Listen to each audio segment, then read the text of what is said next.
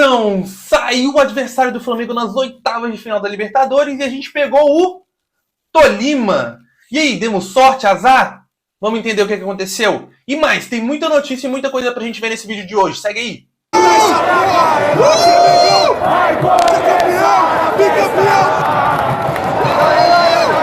Seguinte, galera, hoje rolou o sorteio da Copa Libertadores. O Flamengo acabou pegando o Tolima para enfrentar nas oitavas de final e saiu o sorteio do chaveamento, né? A gente vai ver como é que é os possíveis cruzamentos do Flamengo até chegar a uma final e algumas notícias do que tá rolando aí durante essa semana do Flamengo. Teve muita coisa, muita especulação de Arthur Vidal novamente. Quem vai pro gol no jogo contra o Fluminense? Quem que vai agarrar? Tem gente voltando do departamento médico? Ah, tem gente voltando do departamento médico. E o clima com o Paulo Souza, como é que tá? Tem pressão? Será que se perder vai ser demitido? Será que vai ser mantido? Muita coisa pra gente ver nesse vídeo de hoje. Mas eu vou pedir pra você que, se você tá aqui, caiu de paraquedas, não conhece o canal, cara, se inscreve no canal, a gente tá começando agora e o trem tá ficando legal, tá ficando interessante. Tem sempre vídeo com notícia e tem muita análise tática e técnica dos jogos do Mengão aqui no canal, beleza? Então, não é inscrito? Se inscreve, deixa o likezinho aí, vamos ajudar o canal a crescer. Vamos nessa! É isso, galera, a gente pegou o Tolima nas oitavas de final e eu vi muita gente comemorando. Pô, Tolima, demos sorte, finalmente num sorteio o Flamengo pegou um time fraco.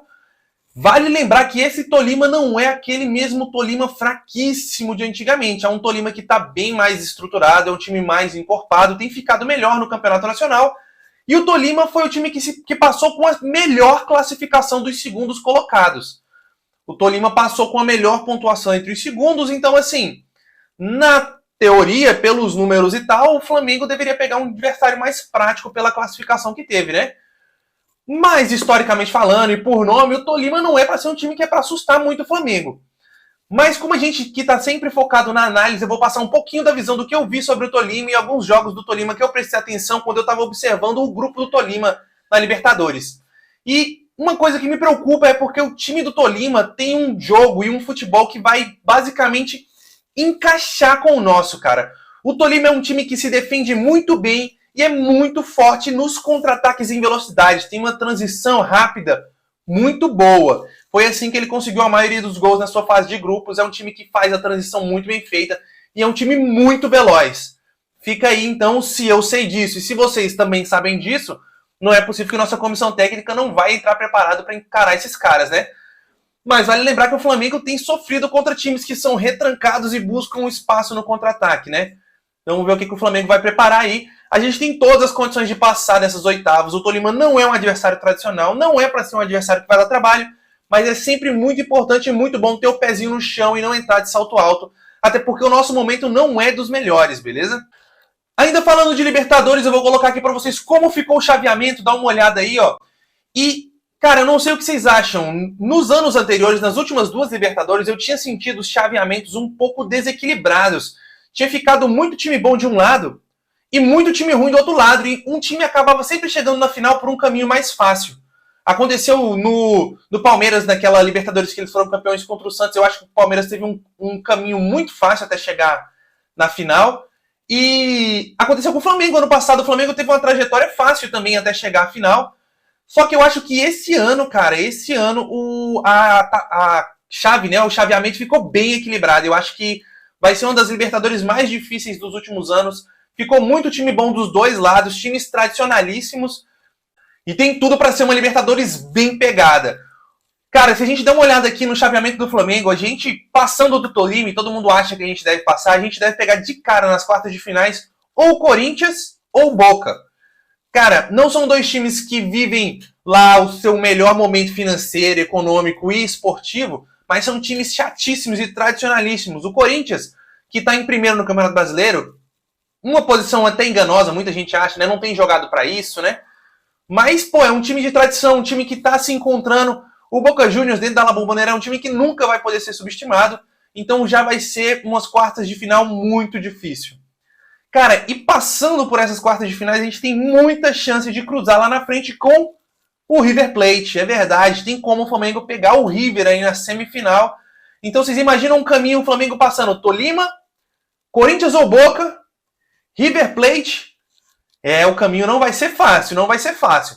Mas lá do outro lado também o pessoal não vai ter vida fácil. Se vocês derem uma olhada no chaveamento, a gente pode ter de cara aí, ó, o Palmeiras e o Atlético Mineiro se enfrentando numa possível quarta de final. Caso os dois avancem, eles vão se chocar logo nas quartas. E tendo a possibilidade de pegar na semifinal, eu acredito que o time mais forte ali daquele pedaço é o Estudiantes, que no meu ponto de vista tem sido o time argentino mais chato hoje, né? Logicamente tem o River, né, como o número 1 em tamanho, prestígio, e o time que sempre entrega, mas o Estudiantes tem jogado um futebol interessante, é aquele time copeiro de sempre, é um time com 4 Libertadores, é um time que chega na Sul-Americana, sempre vai para a final, ou briga por títulos, é um time enjoado, um time de camisa pesada, o time do Estudiantes. Então, assim, não vai ter vida fácil nessa Libertadores, quem chegar lá vai ter um caminhozinho difícil. É isso, esperamos que a gente chegue nessa final e que dessa vez a gente consiga vencer. Você já imaginou o Flamengo em mais uma final de Libertadores? Seria 3 finais em 4 anos, seria algo assim inédito, né? Vamos torcer muito para isso acontecer, mas para isso o time precisa melhorar, a gente tem que sair dessa fase ruim que a gente está vivendo. E por falar em fase ruim, vamos falar um pouquinho de Flamengo, um pouquinho de notícia e bastidores, o que tem rolado no Mengão nessa semana. Galera, muito se falou nessa semana sobre a chegada do Vidal. Cara, eu tô cansado de falar sobre o Vidal aqui desde o começo do ano. Mas a gente sabia que seria uma situação que ia se arrastar, porque o Vidal, na prática, só pode se transferir agora, na janela do meio do ano. Então, tudo indica, e todas as fontes, as informações que eu consultei, indicam que o Vidal está acertado com o Flamengo, já está praticamente com o contrato assinado, e que nada foi oficializado ou divulgado, porque como ele ainda tem contrato com a Inter, ele está procurando uma rescisão amigável para ele poder se apresentar aqui o quanto antes. Tudo indica, parece que o Vidal vai ser jogador do Flamengo, beleza? Ah, não dá para eu cravar, até porque eu não tenho um contato direto com um empresário do cara para eu ter essa certeza. Só assim eu poderia cravar. Mas são muitas informações de bastidores, é muito repórter, é muito jornalista, é muita galera que tem contato próximo afirmando que o contrato, inclusive, já está assinado, mas não pode ser divulgado, beleza?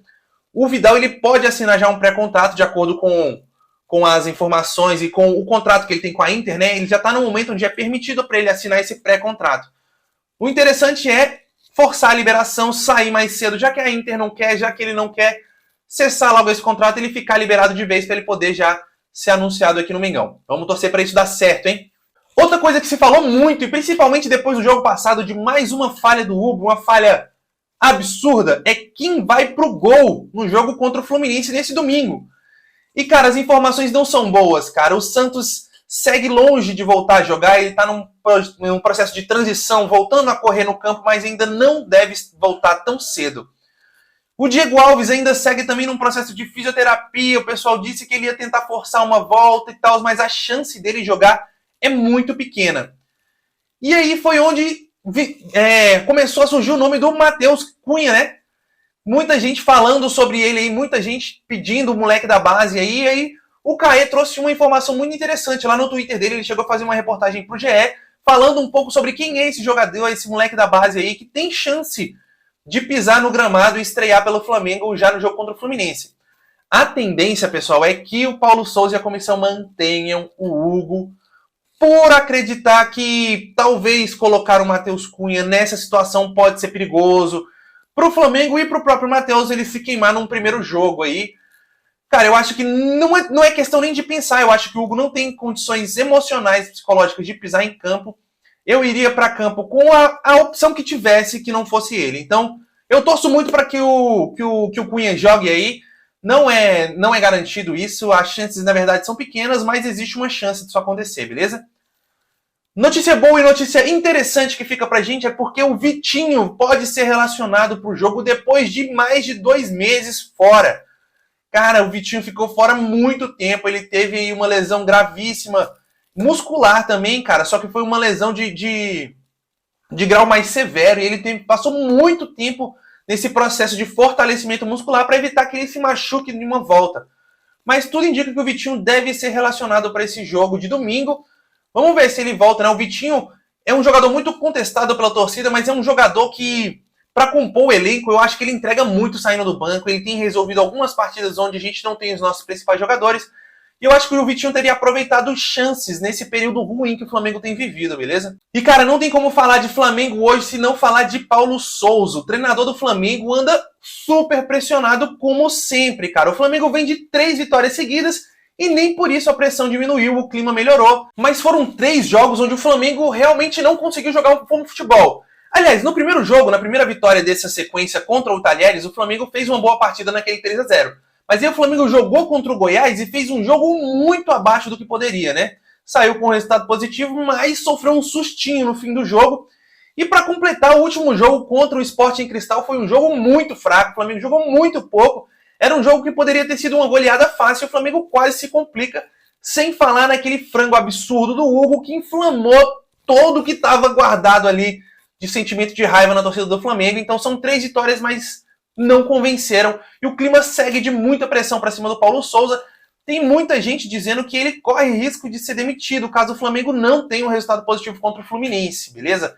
A pressão lá tá insuportável. E aí, vocês acham o quê? Que ele tem que ser demitido? Que ele merece continuidade? E se o Paulo Souza for demitido? Quem que vai vir assumir o Flamengo? Eu acho difícil que essa diretoria dê o braço a torcer e traga o Jorge Jesus. Se não for o Jorge Jesus, quem você queria que fosse treinador do Flamengo?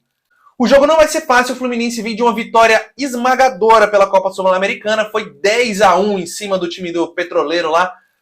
A gente sabe que era um time muito fraco, mas o Fluminense está numa pegada boa, tá lá em cima no Campeonato Brasileiro, tá bem motivado, mas vale lembrar que nem o 10-1 do Fluminense conseguiu garantir a vaga deles na Sul-Americana.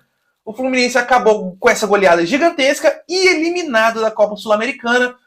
Vamos ver o que vai acontecer. O Fluminense agora, o técnico é o Fernando Diniz, não é o técnico Abel, que jogou contra o Flamengo e venceu o Campeonato Carioca. Espero eu, aqui como flamenguista, que o Fluminense venha mais confiante para o jogo, porque aquele Fluminense retranqueiro do Abel, que segura 80 minutos e busca uma escapada, é um time que o Flamengo não gosta muito de enfrentar. Já o Fernando Diniz é aquele cara que gosta de ter a posse de bola, gosta de um jogo mais trabalhado, mais construído. Eu espero que o Fluminense tente atacar o Flamengo, até porque a gente tenha espaço e que a gente consiga no contra-ataque, ou... No contra-ataque não, né? Que a gente consiga nesses espaços fornecidos pelo time do Fluminense abrir o placar cedo e quem sabe conseguir uma boa vitória aí para dar um pouco de paz e tranquilidade pro time do Flamengo. É isso, galera. Vamos ficando por aqui. Essas são as notícias que a gente tinha para passar. Eu espero que vocês gostem. O próximo vídeo sai domingo. Depois do jogo contra o Fluminense já vai ter análise aqui para vocês, beleza? Falou, até a próxima. Cara, é o seguinte, você gostou do vídeo, gostou das informações, gostou de tudo? Eu vou colocar aqui em cima, ó, 2 quadradinhos para você clicar e acessar os vídeos, beleza? Os vídeos anteriores, que você deixar o seu like, curtir e acompanhar o nosso trabalho, beleza? Falou!